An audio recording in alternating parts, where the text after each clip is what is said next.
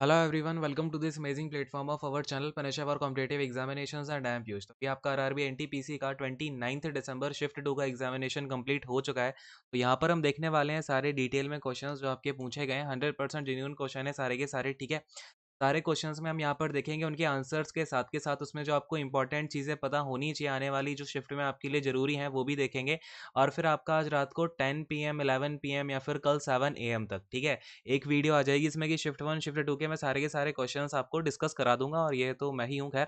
अब इस सेशन को हम शुरू करते हैं, ठीक है। डायरेक्ट मैं आपको क्वेश्चंस कराऊंगा, आपको उन क्वेश्चंस के आंसर बताता जाऊंगा, इंपॉर्टेंट चीज़ें बताता जाऊंगा, अच्छे से आप देखते जाओ, ठीक है। अच्छा, एक बात और कि आपको इस सेशन की जो पीडीएफ है वो टेलीग्राम चैनल पे मिलेगी। टेलीग्राम पे सर्च कर लेना पनेशा फॉर कॉम्पिटेटिव एग्जामिनेशन, जाके सर्च करोगे तो मिल जाएगा, ठीक है। सेम लोगो है, ज्वाइन कर लेना। अब देखो यहाँ पर एक क्वेश्चन आपका पूछा गया कि ASCII का फुल फॉर्म क्या होता है, ठीक है। कंप्यूटर लैंग्वेज ये आपकी होती है बेसिकली। देखो अब इसमें लैंग्वेज नहीं, इसमें आपका क्या होता है, एक कोड होता है, ठीक है। इसको क्या बोलते हैं, अमेरिकन स्टैंडर्ड कोड। क्या बोलते हैं, American standard code for information interchange, ठीक है। फुल फॉर्म ये ध्यान में रखना, कंप्यूटर से काफ़ी ज़्यादा जो है आपके फुल फॉर्म पूछे जा रहे हैं, ठीक है। इंफॉर्मेशन यहाँ पर आपका ये इंटरचेंज हो जाता है, ठीक है। क्या हो जाता है, इंटरचेंज। चलो नंबर सेकंड क्वेश्चन पे आते हैं।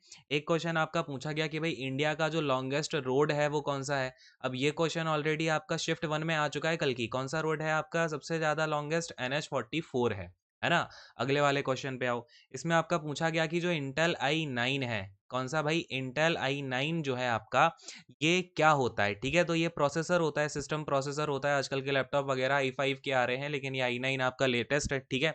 चलो अगले वाले क्वेश्चन पे आते हैं। अपना फोर्थ वाला क्वेश्चन देखो। इसमें आपका पूछा गया था जो नेशनल एग्रीकल्चर रिसर्च सेंटर, ठीक है।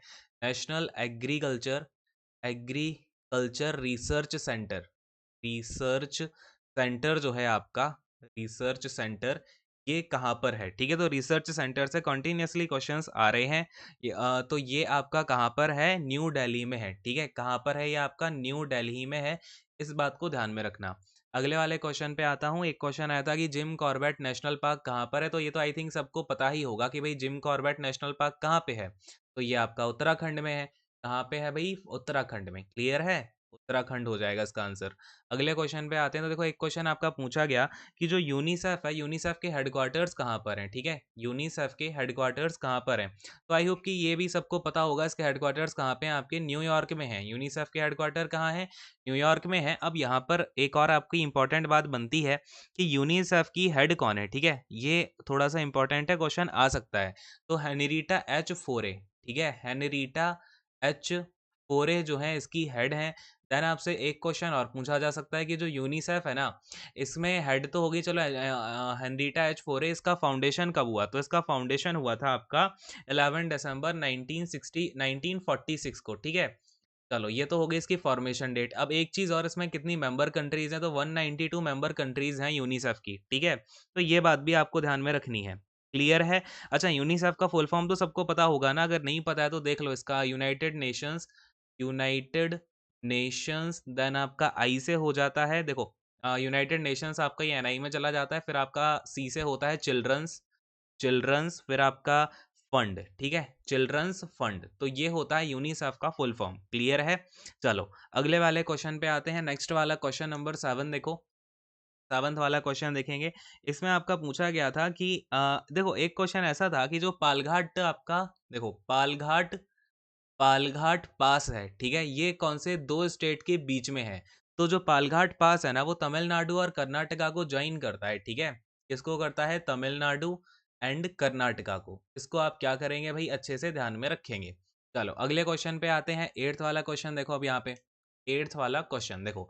इसमें आपका पूछा गया था कि जो गीत गोविंद है, क्या है आपका, गीत गोविंद, ये किसने लिखा है। तो आप सभी को पता होगा, ये जयदेव ने लिखा हुआ है, ठीक है। किसने लिखा है, जयदेव ने। अगले क्वेश्चन पे आते हैं, 9th नंबर पे। इसमें पूछा गया था कि कांग्रेस का ऐसा कौन सा सेशन था, कांग्रेस का कौन सा सेशन था जिसे हेड किया था महात्मा गांधी ने, और वो इकलौता ऐसा सेशन था जिसे महात्मा गांधी ने हेड किया, ठीक है। तो महात्मा गांधी मैं लिख देता हूँ, मोहनचंद करमचंद गांधी।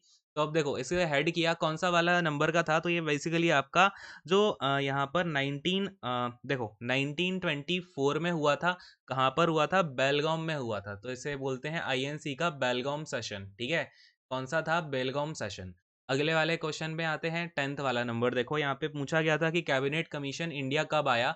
और आपको पता है कैबिनेट कमीशन में ही क्या हुआ था, बेसिकली जो ब्रिटिशर्स ने अपना शासन का वो सब था वो इंडिया में सौंप दिया कि भाई हम जा रहे हैं अब, तुम अपना राजपाट संभालो। ठीक है, तो कैबिनेट कमीशन आया 1946 में। कब आया था? 1946 में आया था। नेक्स्ट वाला क्वेश्चन देखो, इसमें पूछा गया था कि अरेबियन सी में कौन सी रिवर उसमें जो है जाकर के मिल जाती है। किसमें? अरेबियन सी में। तो मैं आपको कुछ रिवर्स के नाम बता रहा हूँ जो कि जाके अरेबियन सी में मिल जाती हैं। इन्हीं में से एक रिवर आपकी ऑप्शन में रही होगी। अच्छे से ध्यान में रखना, क्योंकि ये जो है आपकी सारी की सारी रिवर अरेबियन सी में जाके मिलती हैं। एक है नर्मदा, दूसरी है तापी, तीसरी है आपकी सिंधु। नर्मदा, तापी, सिंधु। फिर आती है आपकी साबरमती। कौन सी रिवर है ये? साबरमती रिवर है। फिर आती है आपकी पूर्णी। ठीक है, पूर्णी रिवर। ये आपकी 5 रिवर हैं जो जाके अरेबियन सी में मिल जाती हैं। अच्छे से ध्यान में रखना सारी की सारी रिवर्स को। ठीक है, क्लियर है मेरी बात? अगले वाले क्वेश्चन पे आते हैं। देखो इसमें पूछा गया कि तमिलनाडु के सीएम कौन है। देखो सीएम गवर्नर्स है ना, हर एक का आपके पेपर में एक ना एक क्वेश्चन पूछा जा रहा है कि तमिलनाडु के सीएम कौन है। तो तमिलनाडु के सीएम सबको पता ही होगा भाई, पिनाराई विजयन है। कौन है? पिनाराई विजयन है। अगले क्वेश्चन पे आते हैं, 13th क्वेश्चन देखो। इसमें पूछा गया कि जो शेरशाह सूरी है इसका बॉर्न कहाँ पर हुआ, ये यानी कि पैदा कहाँ पर हुआ शेरशाह सूरी। तो ये पैदा हुआ था कहाँ पे? जहाँ पर इसका मकबरा है, यानी कि सासाराम में। ठीक है, सासाराम बिहार में ये पैदा हुआ था। और इसका जो मकबरा है वो भी यहीं पर है, तो मकबरा भी ध्यान में रखना, इसका सासाराम में ही है। अगले वाले क्वेश्चन पे आते हैं। इसमें पूछा गया था आपका HLL का फुल फॉर्म क्या होता है। तो ये होता है हाई लेवल लैंग्वेज। ठीक है, कंप्यूटर में होती है आपकी हाई लेवल लैंग्वेज। चलो अगले क्वेश्चन पे आते हैं। 15th क्वेश्चन आपसे पूछा गया था कि जो हुमायूं नामा है किसने लिखी है। ठीक है, हुमायूं नामा, हुमायूं नामा किसने लिखी है? तो ये लिखी है आपकी गुलबदन, गुलबदन बेगम ने। ठीक है, किसने लिखी है? गुलबदन बेगम ने। और अगर आपको पता हो तो ये हुमायूं की बहन थी। ठीक है, कौन थी ये? बहन थी। तो अगर आपसे क्वेश्चन ये भी आ जाता है हुमायूं की बहन का क्या नाम था, तो गुलबदन बेगम हुमायूं की ही बहन थी। अगले सवाल पे आते हैं। तो इसमें देखो आपका पूछा गया था एक क्वेश्चन ऐसा था कि 2016 तक कुछ ऐसा था कि 2016 तक या फिर पता नहीं आपका अभी तक जो है इसरो के पास, इसरो ने कितनी सैटेलाइट को ऊपर लॉन्च कर दिया है। ठीक है, कितनी सैटेलाइट को जो है इसरो लॉन्च कर चुका है। तो अगर आपसे ये क्वेश्चन आया था तो इसमें अगर आपका 111 ऑप्शन में गिवन हो तो 111 इज द राइट आंसर, क्योंकि अभी तक मैं अगर आपसे बात करूं 2020 तक टोटल 111 आपकी सैटेलाइट ऊपर छोड़ी जा चुकी हैं। और अगर मैं 2016 की बात करूं तो शायद 83 सैटेलाइट थी। ठीक है, अगर इन दोनों में से कोई एक ऑप्शन था या फिर क्या पर्टिकुलर क्वेश्चन था वो भी आप मुझे नीचे कमेंट करके बता सकते हो, जिससे कि मैं आपको क्या करेक्ट इसका आंसर होगा वो भी आपको मैं डिटेल में बता दूंगा, है ना।